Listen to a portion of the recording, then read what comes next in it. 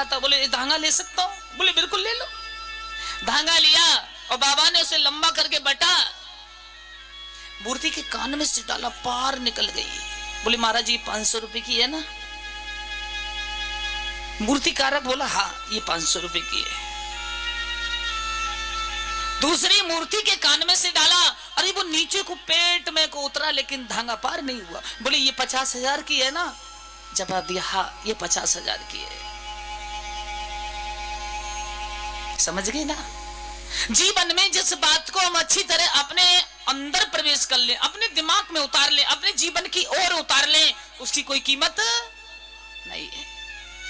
और जिसको इधर से सुन के ना और इधर निकाल दिया जाए तो उसकी तो कीमत ही क्या है।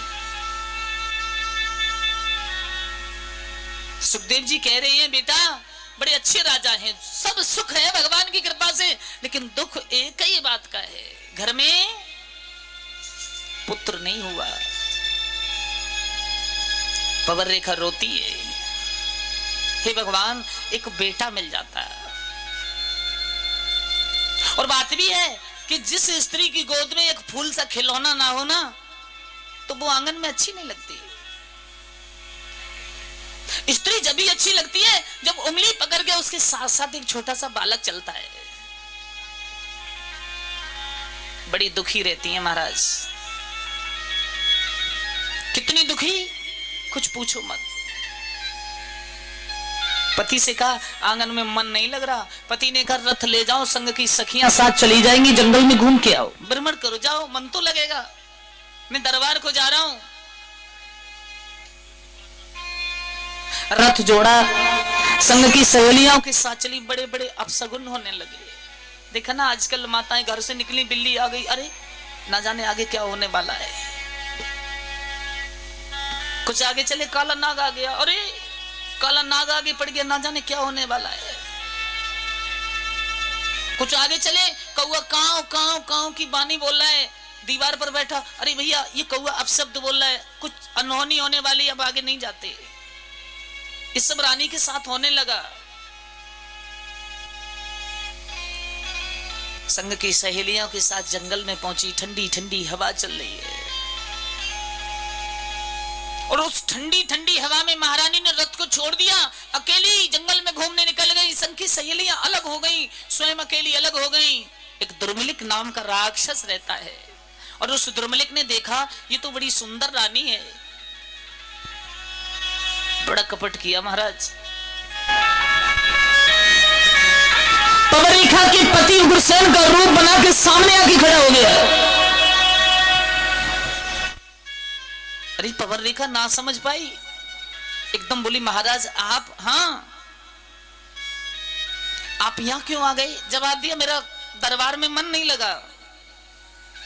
महारानी के साथ उसने सहवास किया, अपने असली रूप में आकर के खड़ा हो गया। रानी कहने लगी और दुष्ट मैं तुझे श्राप देती हूं। हाथ जोड़ के बोला क्षमा करना महारानी, अभी तक तुम्हारी कोख से किसी बालक का जन्म नहीं हुआ और मैं तुम्हें वरदान दे रहा हूं कि तुम्हारे ऐसा पुत्र पैदा होगा कि जिसको मारने के लिए स्वयं भगवान नारायण को पृथ्वी पर आना होगा, वो मेरे समान बलवान होगा। कि मेरे समान योद्धा होगा और जीतना कोई पाएगा।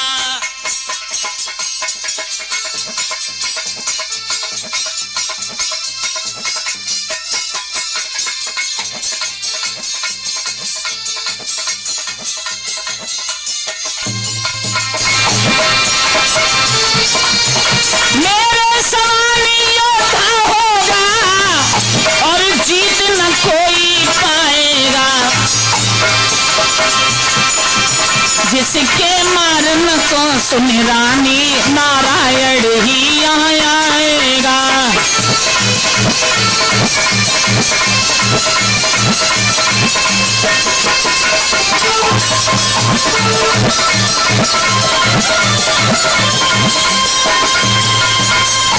कह दिया महाराज मेरे समान योद्धा महान बलवान होगा और उसे मारने के लिए पृथ्वी पर नारायण को भी उद्यत होना होगा।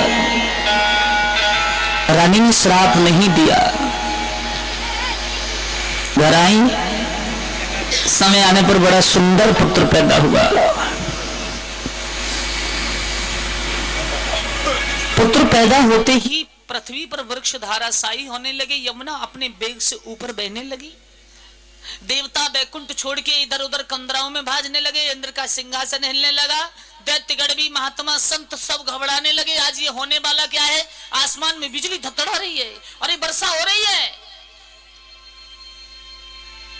ऋषि ब्राह्मण सोचने लगे आज ये कैसा भूकंप, भूमंडल पर हो क्या रहा है, ये इतना बड़ा भूकंप। आकाशवाणी हुई, उग्रसेन ये तो महान पापी राजा होगा। अरे भैया, उग्रसेन सोचने लगे चलो पापी होगा, लेकिन हमारा नाम तो आगे चलेगा। मन में कुछ सांत्वना हुई है। किसी ने कहा भैया अगर सुंदर बेटा, टेबलों पे बैठ सकते हैं, टेबलों पे बैठ जाओ, टेबलें आप ही के लिए बिछाई हुई हैं, जेंट्स खास करके टेबलों पे बैठ जाओ भाई, लेडीज के लिए छोड़ दो चेयर, बैठ जाओ, आराम से बैठ जाओ, आराम से सूखा है।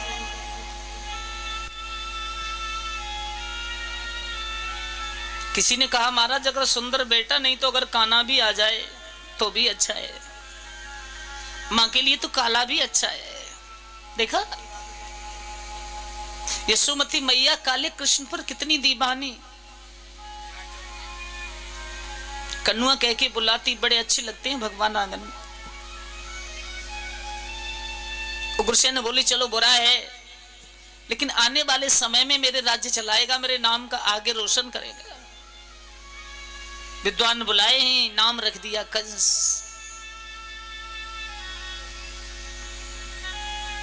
कंस धीरे धीरे बड़ा होने लगा। काना बालके के पांव जो है ना पालने में पता चल जाता है ये आगे क्या करेगा। स्कूल में जाता है, गुरुजी का बड़ा अपमान करता है। जो साथ में पढ़ने जाते हैं ना उनसे पूछता है तेरी माँ ने क्या बनाया, एक कहता है आज तो मेरी माँ ने परांठे बनाए थे, तूने खाए? हाँ मैं खा के आया हूं। जीभ दिखाना ना, जीभ दिखाता है कांटा चुबो देता है। दूसरे से पूछता है तेरी माँ ने क्या बनाया, बोले आज तो मैं पूड़ी खा के आया हूं। कोई वृद्ध मिल जाता है महाराज, चला नहीं जाता, धकेला दे देता है, जमीन पर गिर जाता है, खक्का मार के हंसने लगता है। गुरुजी को अपमानित करना, गाली देना उसका ये नित्य कर्म बन गया। और जिस समय महाराज 18-20 वर्ष का हुआ तो वारुणी पीने लगा। 18-20 पट्ठा कान से ऊंचे डंडा लेकर के उसके साथ रहने लगे।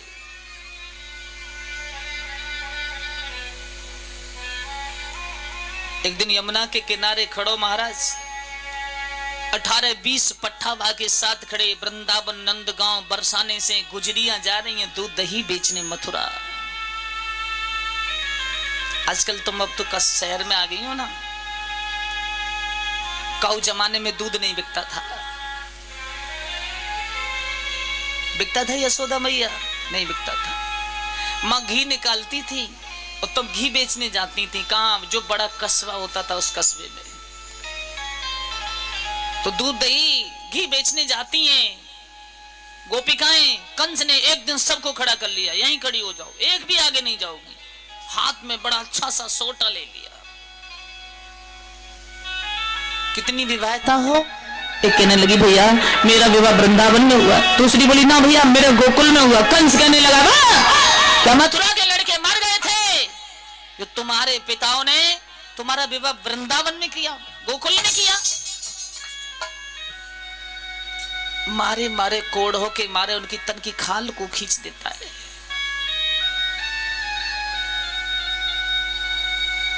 वो रोती रहती हैं। उन अबलाओं की करुण पुकार भगवान के बैकुंठ की ओर सीधी जा रही है कि कंस अत्याचार कर रहे हैं, जल्दी आ जाओ।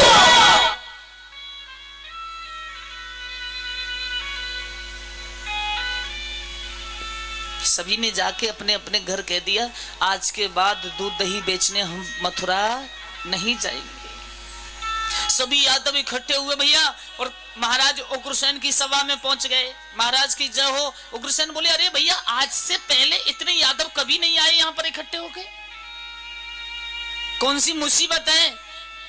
अरे तुम पर कौन सी परेशानी आई जो सभा पे इतने इकट्ठे होके आए हो? सभी यदुवंशी बोले, महाराज अपने पुत्र लाडले कंस को बुला लीजिए। उग्रसेन का आदेश हुआ, बेटा कंस, कंस बेटा, अरे निकल के आओ ना, ये आपके लिए बुला रहे हैं। कंस निकल के आया।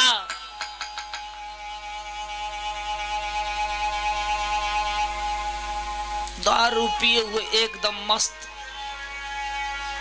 हाथ में कान से ऊंची लाठी लिए हुए 7-8 जवान उसके साथ।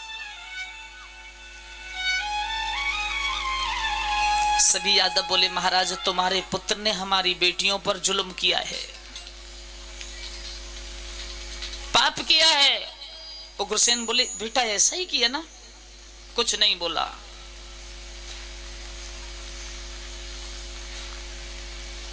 कंस कहने लगे, महाराज शांति से खड़े रहे। उग्रसेन कहने लगे, एक बात बताओ बेटा, अगर तुम ही ऐसा करोगे तो प्रजा क्या करेगी? तुम होने वाले मथुरा के राजा हो ना।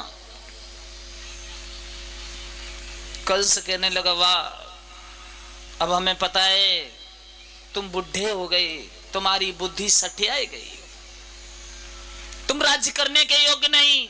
चिल्लाने लगा, ए मथुरा के लोगों, मथुरा का राजा कैसा होना चाहिए? और कोई नहीं बोला।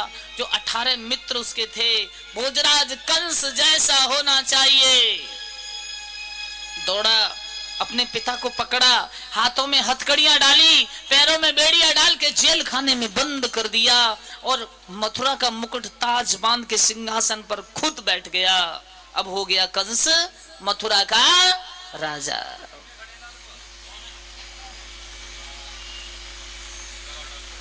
अरे भैया, अब कंस मथुरा के राजा हो गए। यादवों से कहा, अगर तुम्हारी ये कन्याएं दूध दही लेके हमारे दरबार में नहीं आई तो हम तुम्हें सबको पकड़वा के जेल में डलवा देंगे। करेला करुओ तो हो और नींद पे और चढ़े हो। दुष्ट तो था, उसे राज्य और मिल गया। कोई महात्मा मिलता है, बाबा अब तो किसका नाम लेते हो, नाम जपना छोड़ दो ना। और जो नहीं मानता उसे पकड़ा, जेल में डाल दिया, चलो अंदर जाओ, अंदर भजन करते रहे ना, पड़े रहो। वेदों को जलाया जाने लगा, महात्माओं को सताया जाने लगा, ब्राह्मणों को ठुकराया जाने लगा।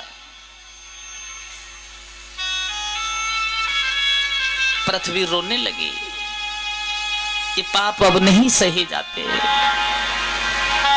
गाय का रूप धारण किया महाराज